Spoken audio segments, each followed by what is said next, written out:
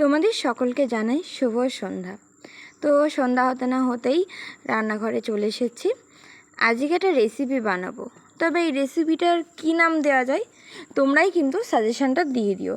কেননা আমি এই যে রান্নাটা করছি সম্পূর্ণ নিজের মন থেকে করছি রান্নাটা, তো কী নাম দেবো আমি নিজেই ঠিক করে উঠতে পারছি না, সেজন্য তোমাদের ওপরে দায়িত্বটা দিয়ে দিলাম এই রেসিপিটার ঠিক কী নাম দেওয়া যায়। সর্বপ্রথম বোনলেস চিকেনকে ভালো করে ধুয়ে নিয়ে ছোটো ছোটো করে কিমা বানিয়ে নিয়েছিলাম। তারপরে টক দই, গোলমরিচ গুঁড়ো আর লবণ দিয়ে ম্যারিনেশনের জন্য রেখে দিয়েছিলাম আধ ঘন্টা। এদিকে কড়াইতে সাদা তেল গরম হলে পেঁয়াজ কুচি আর টমেটো কুচি দিয়ে পেঁয়াজ, রসুন, আদা আর কাঁচা লঙ্কা পেস্ট দিয়ে দিয়েছিলাম। সামান্য একটু জিরে গুঁড়ো দিয়ে ম্যারিনেশন করা চিকেনটা দিয়ে ভালোভাবে কষিয়ে নিয়ে তারপরে জল ঢেলে দিয়েছিলাম, আর ঝোলটা ফুটে উঠলে দিয়ে দিয়েছিলাম ধনেপাতা কুচি আর শাহি গরম মশলা গুঁড়ো। তো আমার রান্না কমপ্লিট হয়ে গেছে, খেতেও কিন্তু জাস্ট দুর্দান্ত হয়েছিল।